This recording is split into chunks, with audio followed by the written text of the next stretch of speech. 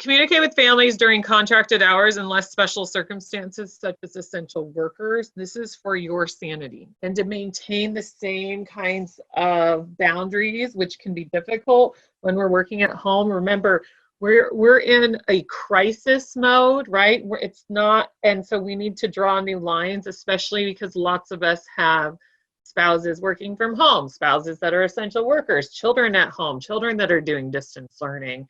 The fact that we have other more administrative examples and tasks that we weren't necessarily accustomed of, it's really important to make sure that that communication is happening during contracted hour time.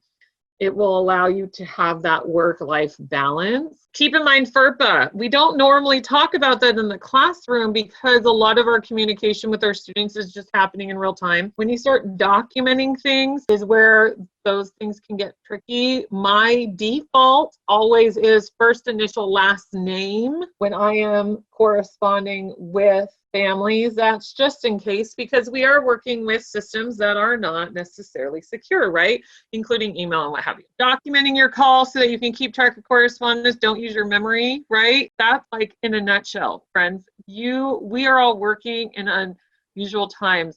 Day after day, things are changing. You know, all those life tasks that we have become more of a challenge with us all sheltering at home.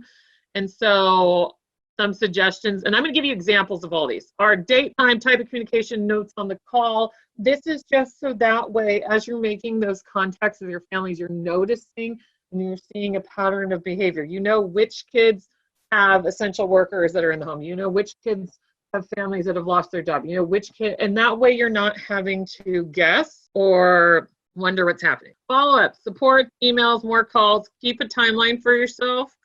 And there should be guidance on your district, specifically how often you should be doing some of those communications, right? Whether, you know, a district might say you need to do that weekly, that might be a weekly call, that might be a weekly email where you might be calling every couple weeks or something like that. Keep in mind that we're doing this on rotation. Okay, so emails. Let's start with that. I'll ask you a question. I've given you an example of what I'm doing with one of my students last week. When we did shelter in place, it was bananas when we closed the school. So we're being formal in our communication. We're adhering to FERPA. We're using bullet points of hyperlinks to direct families and students where to go, add attachments, instructions, steps for next actions. So I changed everything I was doing. So if you can see, I've given an introduction. I've given them steps of what I want them to do. They have links with both where to find the content as well as all of the live session recordings. So if you're in a Zoom call, if you haven't done that already, and you've done this meeting or a Google Meet or something like that, you get an email with the recording. And that's why it would look that way. Okay, I am going to check the Q&A really quick. Yes, the presentation will be shared with the recording. Yep. Okay, so that's one way of doing it. Now, you're going to do it any way you guys want to, right? Maybe you're going to make a list of some. Well, I'm going to show you some more examples of what that can look like. So here's another example. This is a Google Doc, and I showed you parts of it. So the first page is a checklist, as you can see, reading, right? Here's the information. All these are hyperlinked where it's attached to other Google documents to give the students what they need to do. So I pulled stuff like history and science. It wouldn't matter which way it works because I just wanted to show you an example. This is the checklist for students. At the top, at the bottom is where you're given more detailed instructions. So that way students have, like, the parent or the guardian can print out the checklist or get a copy of the checklist, and then there's these pieces here. It also helps if you're at home doing this and you have classified staff on your campuses making those packets. This makes it manageable for them because they can see that in real time. Let me go back first. I'm sorry, we've had that kind of day. Okay, let me check in the chat. Does anyone have a question on email or the type of communication that you're doing? So some people do it in the body of the email. Some people are doing it in those, like if you were going to do this in Google Classroom, you could upload this weekly assignment there. Any questions or concerns about any of this? We had a question about how students can read this information. So what would be helpful is if you're using Google and you only have a cell phone and that's the communication, they can download a Google Doc app for free where they would still be able to view this even if they were going on campus or having those packets delivered to them. Does that make sense? That's why I showed you an example of what an email would look like versus a document. So your diversity of tools is what fits best for you. We live in the most diverse state in the country, and what works best for you works. This for me was just how clear and concise this formatting of what you're communicating to your families is paramount for their understanding. So I'm going to go on. So if we look at supports, different families have different experiences with technology. Some of your families don't have access. Supports need to guide on what the students need to complete, like making how-to visual steps to aid the utilization of resources, to be routine in how you communicate, right? That's meaning like if you're going to say for next week. So if we were talking about this week, starting today, right, or the 6th, I would have sent out my email on Friday. That way my families who are essential workers or have circumstances like daycare and things can make those adjustments and front load for their week. Documenting communication is following up on specifics, and all that has to do with seeing those trends so you can address those particular issues with those particular families. So for example, if you notice that you have 3 of your families that didn't go and get their electronic checkout, right, their Chromebook or what have you, and you can follow up with why, right? That they only have cell phones at home. What's going on with that? Do they not have broadband? Do you know, does your local area, Charter, Comcast, Frontier, I'm trying to think of all the different kinds that can give them, some, I know Verizon's doing some hotspot kind of things, different areas that you can help bridge the gap. A lot of your districts know that. This is just to keep, you're juggling a lot, right? We're juggling a lot with what's occurring with our families. And so this documentation and making yourself the routine of that communication can really help with supporting students with these pieces. I can at the end, absolutely. We can have that dialogue as well. Okay, so example. So this is my initial call checklist that I made for myself. That I would put the student's name, enrollment date, grade, student ID, family ID. This is all from your guys' system at school. This just helps because what if you guys have, a lot of your families have siblings. Some of them might not be at your school, that kind of thing. This is home, cell phone, parent name, email. That just gives you, if you can create some sort of documentation, doesn't need to be this specific. I tend to be very specific, but something that you can make a one sheet. I have a little binder that I use for my students so when I'm doing those communications. So then I gave you at the bottom what it looks like. Left message for family 6/4/6/2020 discuss with family progress and lessons, access to tech, student has a personal computer, siblings are at home, there's lots of distractions. And so I'm not writing everything I talked about with this family, right? I'm just giving the synopsis. So when I'm thinking about this student that I'm going to call again in 2 weeks, I can flip and go, oh yeah, that's what we talked about. Or when, to jog the memory. We are all under a lot of stress, strain, changes, learning PDs, all these kinds of things. And so this documentation of what we're using can help. Here's what phone call should look like.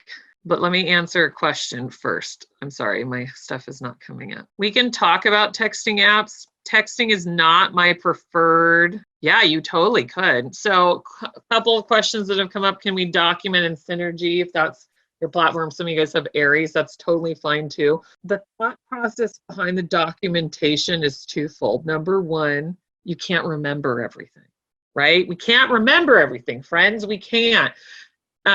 Number two, it helps you work with your administration. So if there is a larger issue or something that goes on, for these families, that we can get them in contact with who they need to be in contact with to get those supports the best we can. You know, you're going to make a lot of phone calls, and there's going to be a lot of times where you're just leaving a voicemail.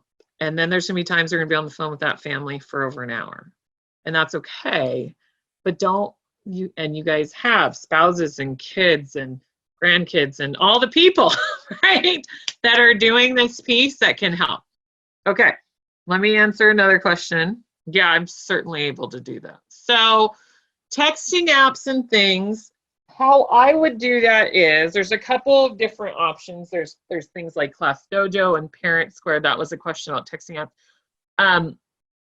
I don't see texting apps for our elementary school group is necessarily problematic. I would just do it through a system they can access, if that makes sense. I wouldn't necessarily just try to do a mass text, because some parents will reply all, and then you'll be in this stream of things. I would use some other mechanism. The two that I have seen that has worked the most successfully has been Class Dojo and Parent Square. Just because then they can, Parent Square and Dojo, they can choose the way they need that communication to be given, and it's also on when they log in. So Class Dojo, if you log in and you have that documentation there, there's that piece. You can also do it where they have access in Google Classroom where they can be emailed out as well, if that helps with things.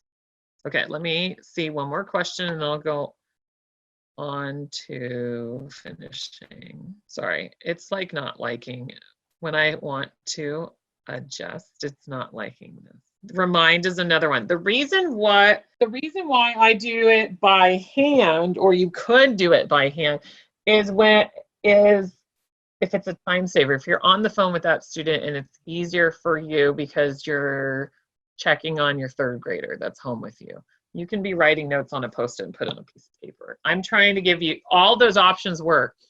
Having those, not having them, whatever works for you. The thought process behind it is to get you guys in this modality of, I can't remember everything. I'm multitasking in a way that I have not been asked to previously. We can't go anywhere. And I'm trying to navigate, you know, supporting my family at home with whoever's in that house, plus supporting your students who are all very concerned about, if that makes sense. Some of these correspondence isn't something you're normally worried about because you would see the kids at school and they're home with you all day, and you know when the big stuff comes up. But now that everyone is in crisis modality, more documentation might be needed. I would just hesitate to necessarily put that in more formal systems if it's just something you're monitoring, right? Because everyone's going to have families going to have a bad week, or the time's going to get away from them, or they're going to do these things, and we want to make sure we keep the balance. Okay, last question, then I'm going to go into like communication, then I'll keep answering those questions. So when calling families, I suppose we have to use our own cell phones. So that's where you need to talk with your district and your union rep, because I know a lot of conversations, especially looking at our COVID-19 Facebook CTA page about internet and cell phones. So that's a different conversation that I can't necessarily give you the answer to, but it's a valid point to bring up. You can get a Google number that's free. There's lots of supported apps if you would like to do that. Remember to do whatever you're going to choose to do, whether it's a personal cell phone number, it's a Google number, those are going like crazy. The idea is to maintain balance. You don't want parents texting you all day and night. They wouldn't do that at school, right? You don't want to be getting 5 phone calls on a Saturday when we need to make sure we're taking care of ourselves, that kind of thing.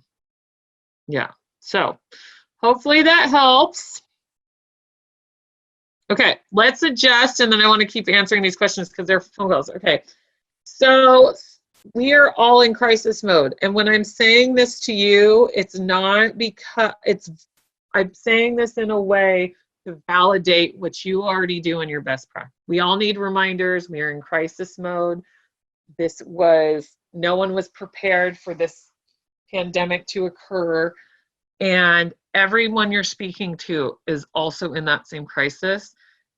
And so I'm just reinforcing what you already know. And I know as a teacher, mother, wife, human, that I need these reminders too, because it's a lot. So when following with families, make sure the parent guardian is feeling heard. They're overwhelmed. We know our families, we know our kids, we know that a lot of them struggle with lots of different things, right? They might have lost their job. They might have to be essential worker, and they're worried about, transmitting the pandemic here. They might just be overwhelmed because they already struggle with the homework packets you send home weekly, let alone now we're doing this all the time. So making sure they feel heard, and when you have them feel heard, like, I hear you and I hear what you're saying, whatever underlying issue that isn't being presented at the beginning of that call often comes out. You guys know this because when you do this with conferences, you do this when you check in when, Susie has been acting up this week. I wonder what's up at home, that kind of thing. Gaining as much information as you can. This will guide your decision making. The more you know, the more you're able to help. You guys are so passionate about your students.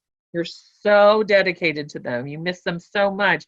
But in crisis mode, we often forget, like we often don't see all of the picture, right? And we know this because with our students, when they act up or they aren't communicating well or they're struggling with something, often we have to investigate. We have to do more of that gathering. When you're responding to the needs, make sure that you're getting those guidelines from your district. If your district says you guys are doing packets and that's what you're doing, and you're not allowed to do anything digitally, then don't do anything digitally. Find a different way. 3x5 cards are fantastic ways to send your kids postcards to check in how they're doing. If you have a district who does not want you online, those are other ways to do it.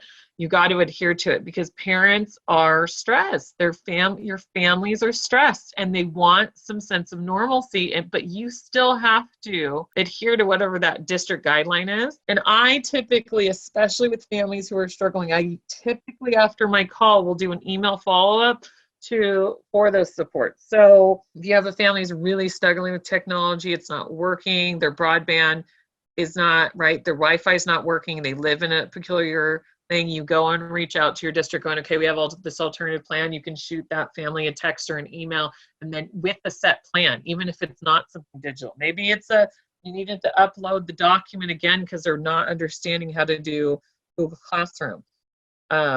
Maybe you need to send them more instructions on the activity that they're doing.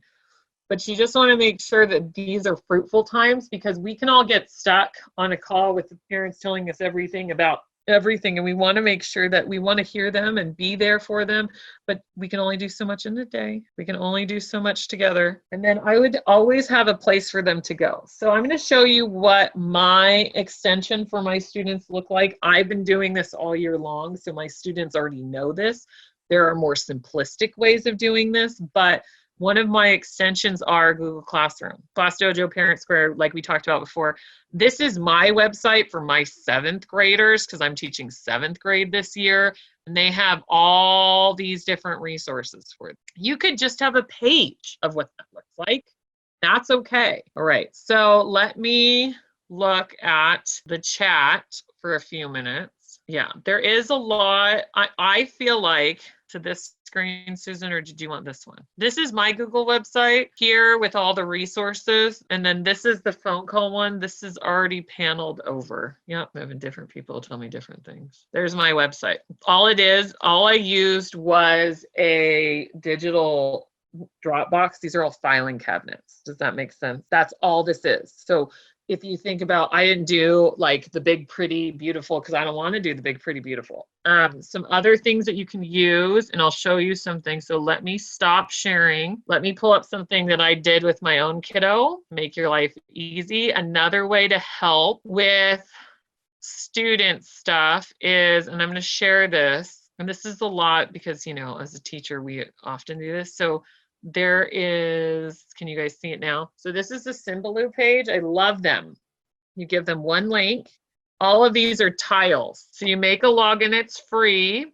It'll have ads on the side, but it will put you into anything that you need. So like Go Noodle, my daughter's doing Go Noodle. This is how she would log in. Storyline online, right? I love this website. This is really good. So when you want your students to look at these things, that's available for them. One of the things, now this is for my child, not for my students. One of the things that I want to warn you about is you want to be very specific in your communication. So if you look at Storyline, that's a lot of books, right? You could look at all the books. Holy moly guacamole. Some of them are great for elementary, for younger kids, kinder first, but you don't want a fifth grader reading Harry and the Dirty Dog, right? Not because it's wrong, but because it is not necessarily age appropriate. So what I suggest you do when you're building Symbaloo pages is, you can make it for that week, is you can put the specific link you want them to read. Like I want everyone to read Clark the Shark. So I'm going to give that to them and I am going to have them read it by clicking on those things. Does this make sense to everybody? These are really easy ways to get that clear communication without having to send it again and send it again and send it again. Okay, I'm looking. No, okay, so my Symbaloo page is not on my Google Classroom. So if you do, and I'm going to type it into chat right now, and you can make this. So what I did, this one isn't. This is my child's one. But yes, I have one on there. So if you can see, I like it because it's like my how-to, like here's my classroom one. For certain students, it's not wanting to come up. So here's another resources tab. It's being slow coming up. All the tiles will come up sooner. I have a teacher's resources tab that I use. I have all of these. This is for some of my students that they have these as extension, that kind of thing. It doesn't really matter what you're using as the piece, right? Brain Pop. You don't want them going everywhere in Brain Pop, as we know, because they have health studies, but I did this for my personal child, so she already knows the drill. Like she has to show me what video she's viewing prior to access. I'm trying to think what else I can show you. Let me stop sharing for a second. So let me show you something else I do. Some of the things that I do, and I'm going to show you the template, so it's not going to be the actual like documentation on this, if it will open. So I will, now, mind you, I typically do this for like when classes in session, does that make sense? Have this access to them. This is a blank form, but then students would have this, but I would fill it out. Does that make sense? Like what the stuff I'm asking students to do. You can change it for any old thing you want. And this is just a Word document. If you have families who only have cell phones and need to know what they're picking up, I would use Google Doc because you can view that on there. Sometimes PDFs and Word documents don't work that well because they don't have all of those apps, right? Like Adobe Reader and everything. Oh yeah, hold on for me just a second. I have to correct the child really quick and then I will be right back, but I will absolutely answer that for you. Thank you for your patience. I appreciate it. Okay, so when you invite your parents or the adults, right? Because we know, like, so the question is, if we invite parents to Google Classroom, what information can they see or get? So here's where it gets tricky. My daughter's teacher is full-blown Google Classroom all the time. And so what her correspondence has to be is I get an update weekly of work that she's missing. I cannot open any of the documents unless her teacher allows for the guardians to also see it. Does that make sense? You have to make sure when you're setting it up that guardians, because that's the label that they give when you put that information in, guardians can view all the documentation. So I'll get an email, like I got an email on Saturday from Google, right? Her teacher has it from Thursday to Thursday. So Saturday adjusts and it said, oh, Kitty, my daughter, is missing 4 items. Well, if her teacher in particular uses Seesaw as another platform that kids can use. That can be another option for you to do, because you can just write what they need to do and they can take pictures of it and upload. The problem is they don't talk to each other, right? Seesaw is an entirely separate entity than Google Classroom. So when her teacher asked her to do her artwork and put it on her Seesaw account, it showed up as all overdue work. Does that make sense? Questions, concerns, thought process, any other things you guys want to start asking? Because I want to start like letting you raise your hand, letting you guys talk on the mic, letting you guys have options. Anna, this is Lisa. Can you hear me? Yes. So I have a question, and it's pretty basic because I'm new to this as well. So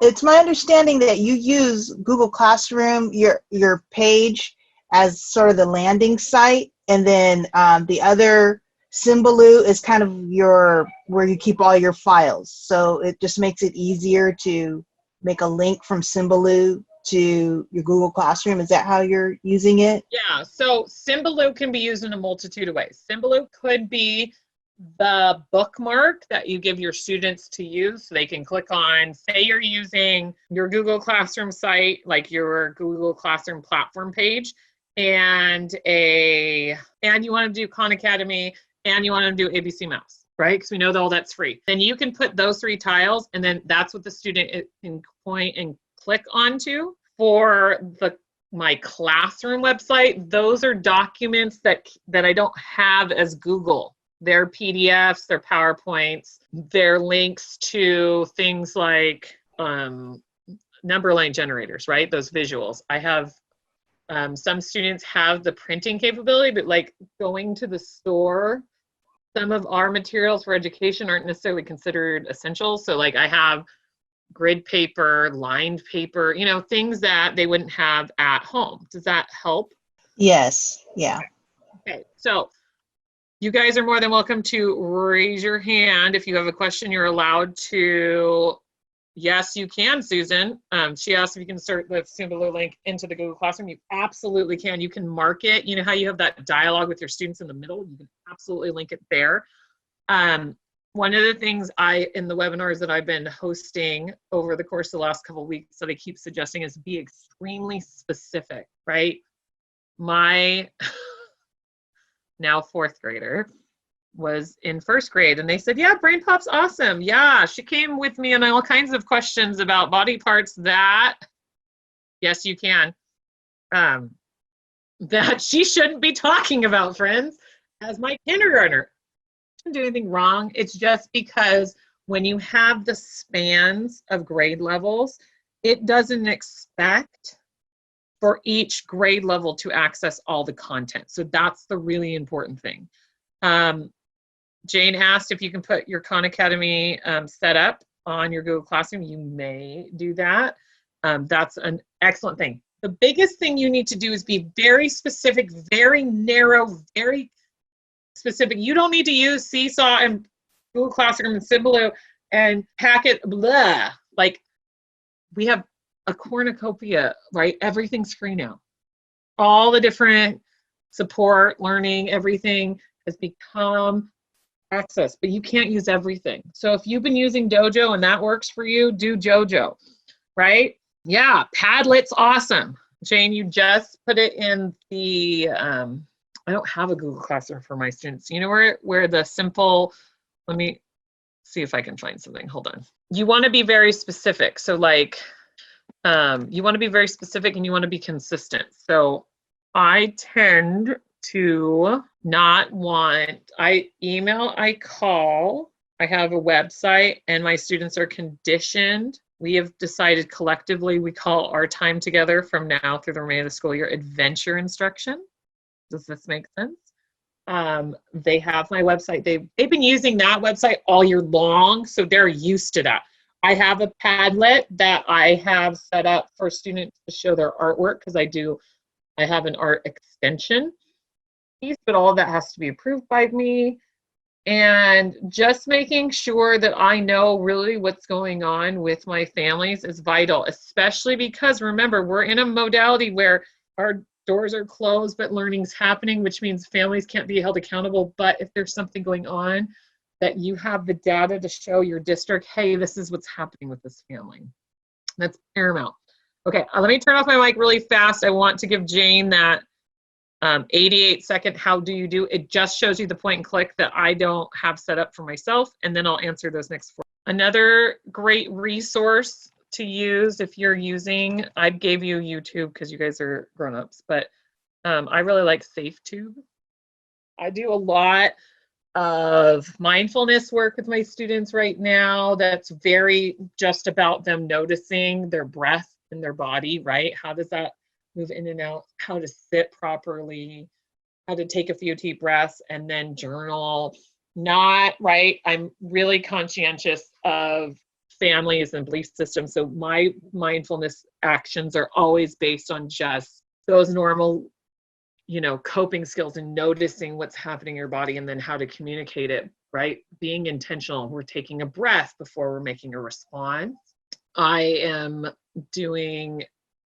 do some of those guided, like 1 minute breath time where it tells you to breathe in and then to breathe out using SafeTube, because we don't want our students going down a rabbit hole of YouTube, right? Because everything's on YouTube. That's another great resource. All you got to do is Google SafeTube.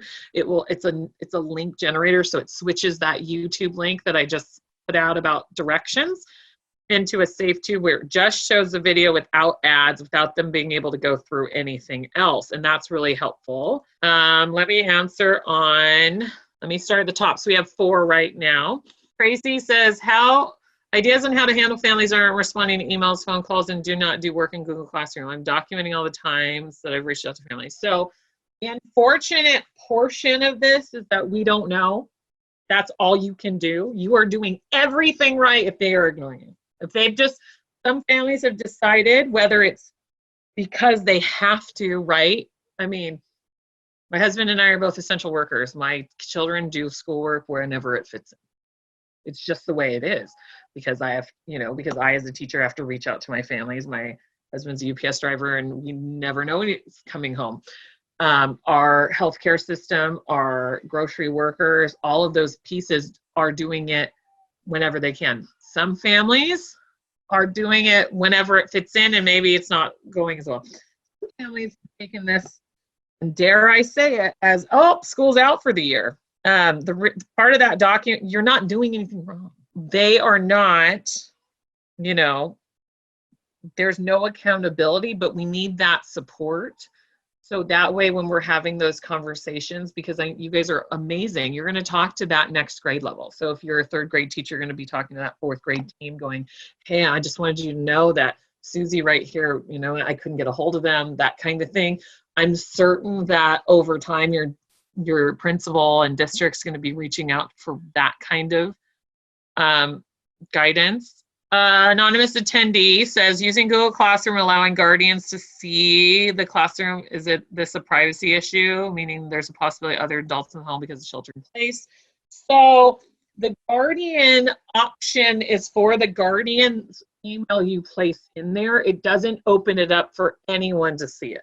For example, we're going to use me as the example. So they put in my Gmail, right? So I can see Kitty's work. I can only see Kitty's work. I cannot see the other stuff the other kids are doing, but my husband can't, even though he's the other legal guardian in the house. Does that make sense? It's that specific. With having other adults in the home, you're going to have that. You just limit their access, just like you have seen everywhere with trainings on, right? No one can pop on the mic unless I give you privileges. No one can share their video unless I give you privileges. You guys can't, I don't let my students enter into the classroom before I'm there. I hope that helps. And also just being, really careful what you put online anyway. I don't think you would put real confidential information online like that. Would you agree? Absolutely. You're not going to, all those detailed, it's just like when they send work home, right? You guys are grading papers and things. You don't write big, huge feedback on there. And they bring those home and grandma could be there and auntie can come and your cousins and things. It's going to be the same way. I wouldn't be as concerned about that because Google Classroom, unlike lots of platforms, The kids are only, unless you've made it a group portion or a group comment, right? Maybe a Q&A section because your third grader's like, I don't know where that art hub link is, Mr. Rodriguez. You can put that in there, but they're not seeing each other's stuff. They know you. They know that most third graders would get, how to make a shark puppet from Art Hub or whatever the assignment is. Does that make sense? Being transparent is okay because what you're pushing out is the work. It's less about the documentation. That's why I always do a pen to paper first, and then I put my stuff in our documentation, whatever that is, right? Aries or what have you. Because sometimes, that family's having a bad week, and man, that mom was just, laying into me. And she calls me back 2 days later and goes, oh, Cordero, I'm so sorry. Blah, blah, blah. I had the worst day when you called and this and that. And I don't, you know what I mean? Then there doesn't need to be a thing because that's what's happening. So, that's how. Okay. Oh, yeah. So Jenny asked if you guys, when you are giving those supports, can you change it to all attendees and panelists? So I'm going to re-put that in where I showed you. And then SafeTube is my other piece. We have can tiles on Symbaloo's links be changed? For example, brain pop link activities for 1 week can be changed to yes, they can. It's point and click. You click it, you press it open, you put that link in, you save it, you do it the next week. If you either SafeTube or SafeYouTube, it doesn't really matter. They'll show up as the same thing. It's all it is converting one link to another. So it says, I'm new to Brain Pop, how you can control what they view. You give them the actual link. I want you to learn about sea turtles. You give them the link with the video just about sea turtles. You do not give them untethered access to anything unless it's something like your Google Classroom where you're the one uploading. Most Khan Academy, TED Ed, Brain Pop all have health studies. Does everyone understand? Can you give me an X if you understand what I'm saying to you? Because I want to make sure you're understanding that it's not bad. Some of them are very appropriate, but you probably do that with the permission slip and not just anywhere they want. Some of the health stuff isn't a big deal. They have a great brain pop on how to wash your hands. That's not bad. I'm doing that with my preschooler right now. How do we wash our hands properly, right? They got a really cool thing on why we worry about head, shoulders, knees, and toes. That's not a bad thing. Yes, Stacy's even correct. When you do the YouTube link, the video will only show the video as well. I give you that SafeTube generator because you will have families that say they only have cell phones. They can use that SafeTube generator and show their kid and then go back. Does that make sense? Those are other options to have. Awesome. Okay. Any other questions on things? Any other concerns we can address? We did have one in the chat. Kind of lost it now. Someone was asking if there were any recommendations. Oh, it's from Nellie Marquez. Any resources or videos that teaches parents or families that are not tech savvy how to access platforms? And I was thinking that a lot of those platforms have their own tutorials, so that might be a place to start. They do, and then one of the things that we've been doing is in that Facebook COVID-19 with the CTA that everyone's been sharing it out. I might have one. Hold on. Let me see. I think I have one that I can share about Google Classroom in particular. That's a link. You give me just a second. I can add it, but lots of them have that as their own tutorials and things. Tons of materials are available if they just Google stuff. There are a lot. Let me scroll down. I'm pulling it up. So here is a Google Doc presentation. Can everyone see this? That I just put in the chat, and that is and that's a presentation on how to use Google Classrooms for parents. I suggest just continuing that correspondence the right way, the proper way, and keeping that documentation clear because, depending on what school you're at or what district you're in, you're getting different guidance on, are you grading? Are you only grading if it's helping their grade? how are families being held accountable, those kind of things. You just want to have like, this is what you're doing and setting this up. You guys can go down, I go down a rabbit hole every time I'm on the phone with a parent, because they want to give me so much information about everything that's happening in their life right now. We are, not every families are going through different things. Some families are handling shelter in place better than others. And so you just need to make sure whatever correspondence you're having, there's a clear path. There is nothing wrong with anything you're doing. Giving extra stuff for those families that need more and making it explicitly optional so they know, right? So doing like, here's your checklist for this day. You're going to do, for this week, there's 4 math assignments and 4 ELA assignments and a grammar. And then I want you to do some reading, maybe in science or readings, or some like maybe a comic strip on something you're talking about. So if you're 5th grade, you're working on the colonies, and you can give them something where they can make that.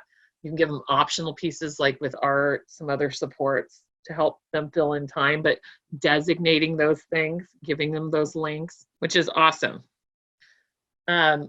You want to have those tools because it's also, you want to get out of the mindset, and this isn't you, but parents want you to do it for you. Why can't you just tell them? No, like they have to have that resource, because you can't be on the phone with them troubleshooting tech all the time, right? Plus, when they're ready to access it, might not be when you're ready to help them, because we're all in these different patterns, right? Like, hello, who isn't making this massively conservative effort to try to figure out the best time to go to the grocery store right now? Your kids, if you have kids at home, your kids are going to be online doing something, and then you have to help them. They can't just sit there on their own doing what have you. I had to stop in the middle of this to redirect my preschooler to finish the activity he was doing. That's just what life is right now. And so if you have these clear paths in place, it's going to really help you with those pieces, and your parents are going to be are going to feel supported and feel like they have those best tools. Oh, I have someone ask, did you put lined paper into your Google Classroom? If so, where'd you get it from? I took a piece of lined paper, and on my cell phone, I use a app called Cam Scammer. I'll type it into here. I like it better than the notes. You know how like the Apple, that notes document. Cam Scanner is a free app. It has banner ads. It's a scanning app. I use it because I have lots of elderly family members that I support. And so, yeah. So that is, I literally just made it, and then I transferred that PDF into a Google Doc. And that's how I did it. I can email it to myself as a PDF. Because I don't use my personal cell phone at all for correspondence with work, right, with my students. So that's why. All right, so we're going to wrap this up. So all of these pieces are you can get this PowerPoint slide as a PDF on the ipd@cta.org. That's where you signed up for this training. We'll have the recordings. It takes about 48 hours. I do not communicate through Google Classroom outside of if I'm grading something that I was signed on there. I always do it through email, but I'm using their email. Does that make sense? Their specialized school email. It's not their, Susie's mom made her an extra Gmail that's separate, if that makes sense. Because that's school sponsored, so that is not a full access email. Your students who have been issued from your district, that Google email is only something that you can do, and it helps with FERPA. And it's always there. Now, for my younger students, I do have them come in and open it up. Like when I've worked with younger students, I have them open it up with me in live session so they can see it, following up with parents, because typically our parents are nearby. Same thing with email. Yes. Oh, I'm sorry. I didn't mean to interrupt you. Go ahead and finish. We had a question. Okay, so last question. I always email my parents. They get a copy. I have it set up so when I email my student, the parent gets a copy of it, because I want to be super transparent. So the question was, someone asked about some of the links you posted in the chat. I guess they're not able to do a copy and paste of the links that you added, so they're wondering if it could be put in the resource section. Did you have a resource section, or? I can. I'll make it right now. So Lisa, I'll Okay. email that to you I'll re-email it to you guys, the PDF of this. Okay, and then we will put that on folks, the website that I've put in a couple of times, www.cta.org /IPD trainings is our page where you can access the materials from all of our webinars. All right. Well, thank you guys so much for coming.